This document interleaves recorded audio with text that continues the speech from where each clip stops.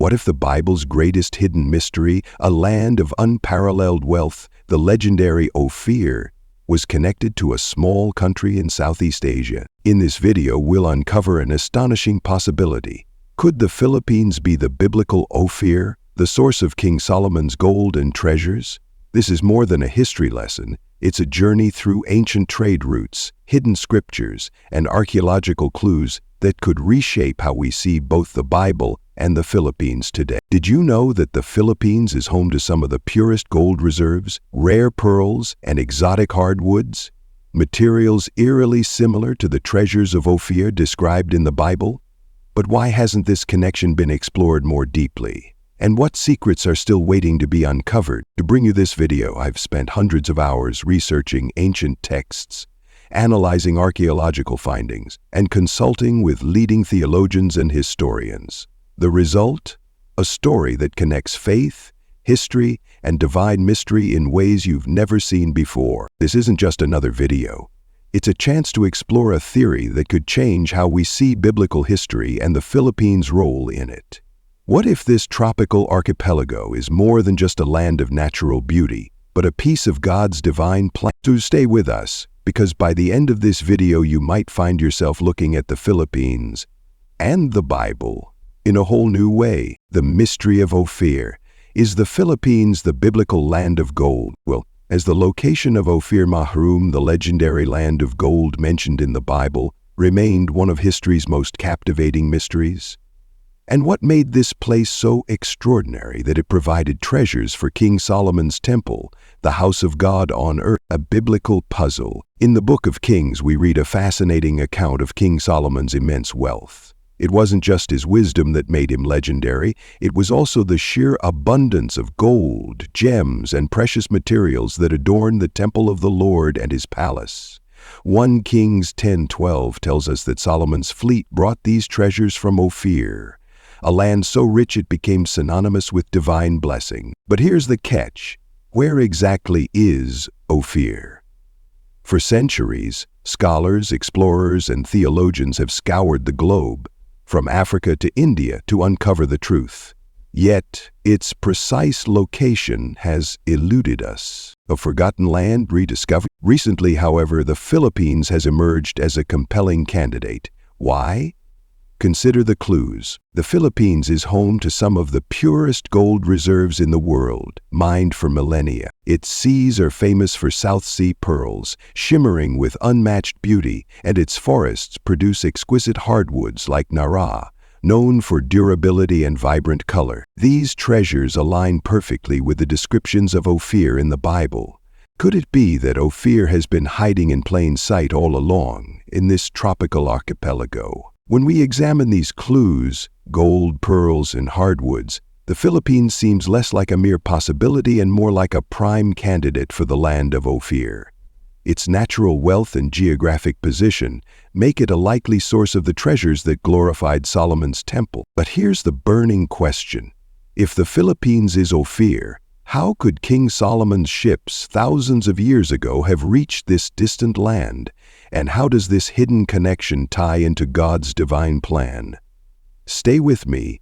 We're about to uncover an ancient network of trade and faith that might hold the answer. Ancient trade routes and connections to the Israelites. Could King Solomon's legendary fleet, the same ships that brought gold, sandalwood, and rare gems to Jerusalem, have sailed as far as the Philippines?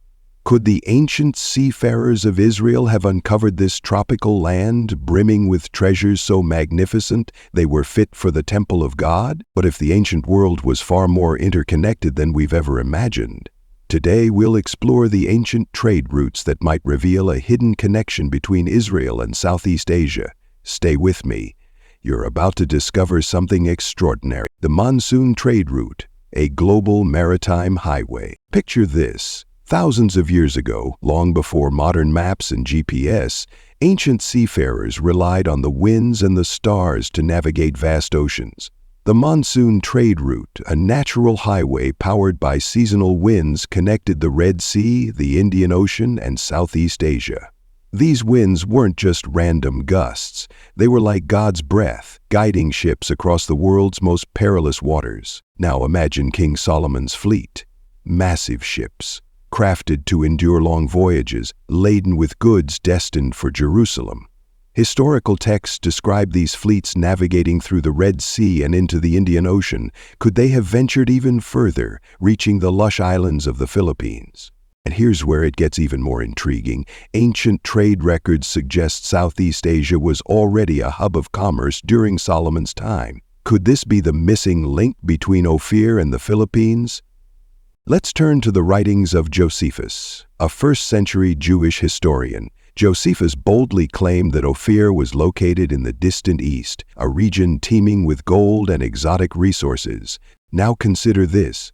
The Philippines lies directly along this eastern expanse. Its strategic location within ancient trade routes made it a prime destination for merchants from India, China, the Middle East, and beyond. Could Josephus have been pointing to this very archipelago as Ophir, the land of Solomon's treasures? And it's not just Josephus's writings.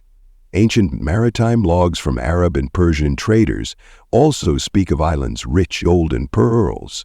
Could these descriptions align with the Philippines' natural wealth? But let's move from theory to hard evidence. In the Philippines, archaeologists have unearthed balangay boats, ancient vessels dating back over 1,000 years. These boats were large, durable, and perfectly suited for long-distance trade, mirroring the design of Solomon's legendary fleet. Even more striking are the gold artifacts and foreign ceramics found throughout the islands. These discoveries reveal the Philippines' role as a thriving trade hub during ancient times. Gold jewelry, intricately crafted by local artisans, reflects a level of sophistication that would have drawn the attention of merchants from far-off lands. Could these artifacts be remnants of the very trade network that brought wealth from the Philippines to Jerusalem? And if so, what else might be waiting to be uncovered beneath the soil? When we piece together the evidence, the monsoon trade route, Josephus's writings, and archaeological discoveries, a picture begins to emerge. The Philippines, with its abundant resources and strategic location, becomes a plausible candidate for Ophir. But this isn't just about geography or trade. It's about something far greater. If King Solomon's ships did indeed reach the Philippines, this connection would not only rewrite history, it would highlight the intricate ways in which God's hand has woven together the stories of nations. If these ancient trade routes brought wealth from the Philippines to Jerusalem, what treasures from this land could have inspired the grandeur of Solomon's temple? Could the gold of Mindanao, the pearls of Palawan, and the precious woods of the Philippines have been part of God's divine plan? Let's explore this in the next chapter. The treasures of Ophir in the Philippines. What if the treasures described in the Bible, gold so pure it adorned the Temple of Solomon, pearls symbolizing divine purity, and exotic woods used for sacred construction, can all be found in one remarkable place, the Philippines?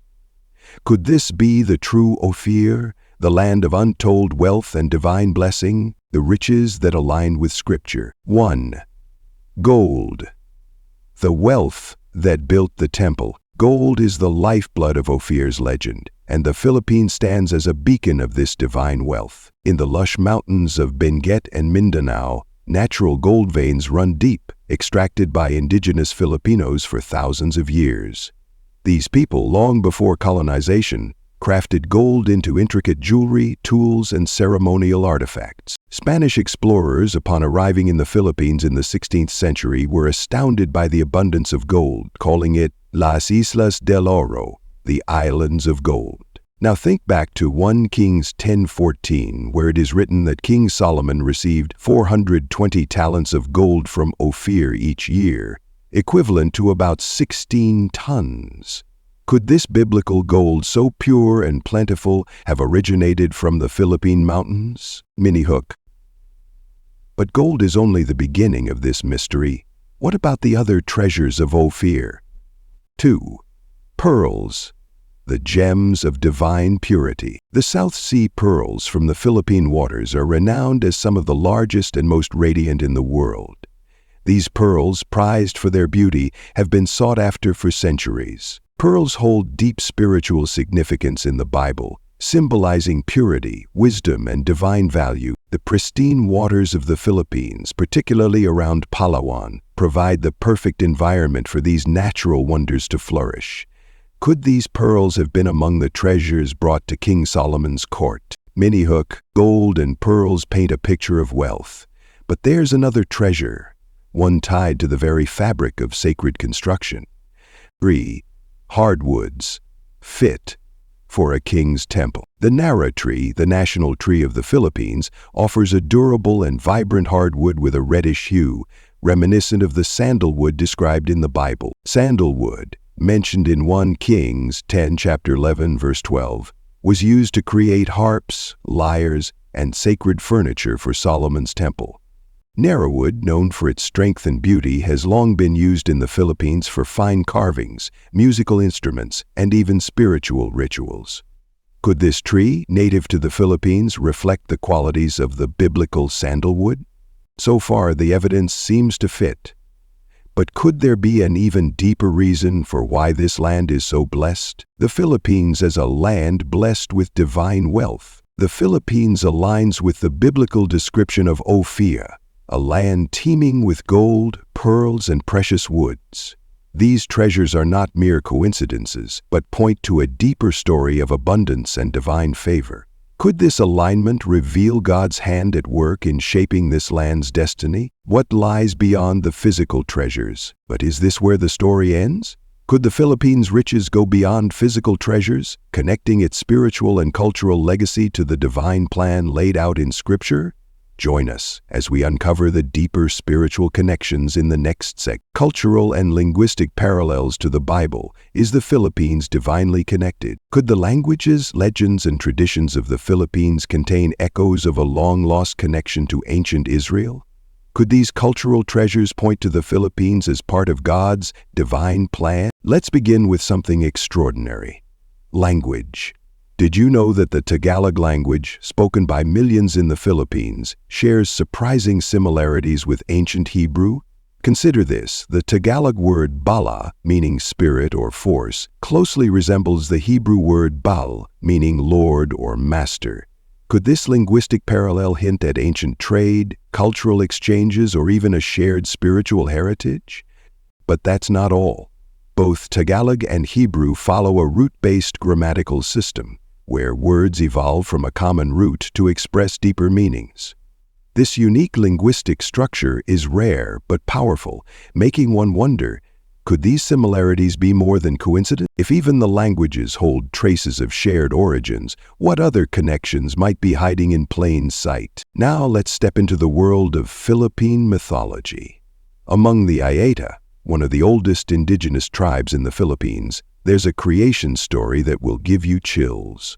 According to their oral traditions, humans were formed from clay by a divine being. After shaping the figure, this deity breathed life into it, transforming the clay into a living soul. Does that sound familiar? It mirrors Genesis 2:7, where God forms man from the dust of the earth and breathes into his nostrils the breath of life. The parallels are striking. Both narratives emphasize a creator's intimate connection with humanity, the sacred act of breathing life, and the sanctity of creation itself. Could this shared story point to a divine thread linking these distant cultures? Or is it possible that such legends stem from a collective memory of creation? And what about the flood? The Bible's account of Noah's Ark in Genesis 7 describes a great flood sent to cleanse the earth of sin, sparing only Noah, his family, and the creatures aboard the ark. In the Philippines, a similar story exists within the Ifugao tribe, the builders of the iconic Banaue rice terraces. According to their legend, a catastrophic flood destroyed the land, forcing the ancestors of the Ifugao to construct terraces to survive and cultivate life anew. The terraces, now a UNESCO World Heritage Site, stand as a testament not only to the ingenuity of the Ifugao, but also to their resilience and faith. Could their story of survival echo the biblical flood? Is this shared motif of destruction and renewal evidence of a deeper, universal truth? If these flood stories share such profound similarities, could it mean that the Philippines carries remnants of ancient biblical history? When we look at the linguistic parallels, creation myths, and flood legends, a pattern emerges. These aren't just isolated stories or coincidences. They suggest a shared spiritual heritage, a connection that binds the Philippines to the biblical narrative in unexpected ways. What if the Philippines was not just another country, but a land divinely chosen, much like Ophir? Could it be that God's hand has guided these traditions to preserve echoes of His greater plan? If the Philippines truly holds these divine connections, what else might its history, culture, and faith reveal? Could this be part of a grander story of God's blessings and promises for humanity, a land blessed for a purpose? What if the Philippines isn't just the legendary Ophir, but something far greater? What if this nation was chosen by God for a prophetic role, a divine purpose that stretches across time and history? Spanish discovery and the islands of gold. In the 16th century, when Spanish explorers first set foot on the Philippine Islands, they were overwhelmed by the land's natural beauty and abundance. They named the archipelago Las Islas del Oro, the Islands of Gold. To them, this was a land teeming with treasures, a land blessed by the Creator. But here's where it gets fascinating. This title of Islands of Gold unknowingly echoes the biblical description of Ophir, a land famed for its gold, precious stones, and divine wealth, as mentioned in 1 Kings 10:12. Could it be that the Spanish were walking on the very soil that King Solomon's fleet once visited? Could this be the lost land of Ophir? And yet, the story doesn't end there.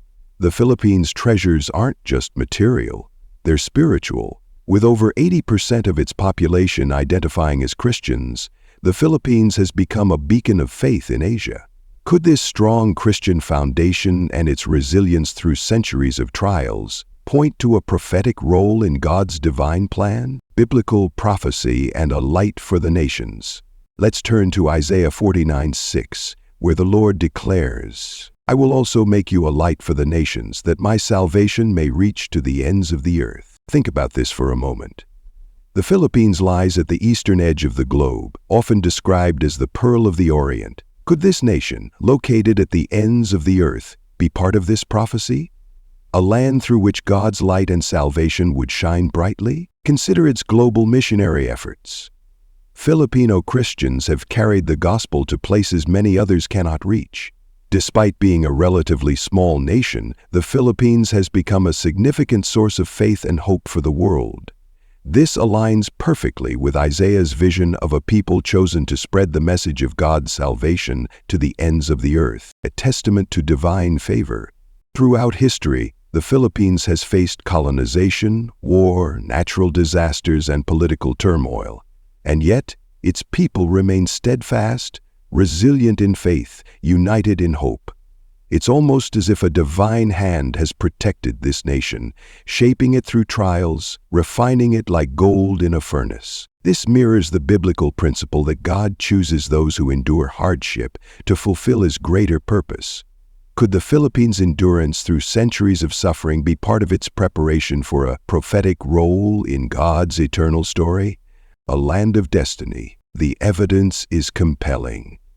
The Philippines may not only be the biblical Ophir, a land of material wealth, but also a land of spiritual abundance, a nation with a divinely appointed role in bringing light to the world. Its history, resources, and unwavering faith all point to a deeper connection to God's eternal plan. But what does this mean for us today? If the Philippines truly has a prophetic purpose, how should we view its history, its struggles, and its blessings? What role does it play in the fulfillment of God's promises? Question transition. A call to reflect and engage. If the Philippines is indeed part of God's greater story, what lessons can we learn from its history? And more importantly, what role can you play in this unfolding divine plan? Share your thoughts in the comments. Do you believe the Philippines could be Ophir, or perhaps something even greater? What does this mean for faith and history? If this video has inspired you, don't forget to like, subscribe, and share it with others. Let's continue uncovering the mysteries of God's plan together.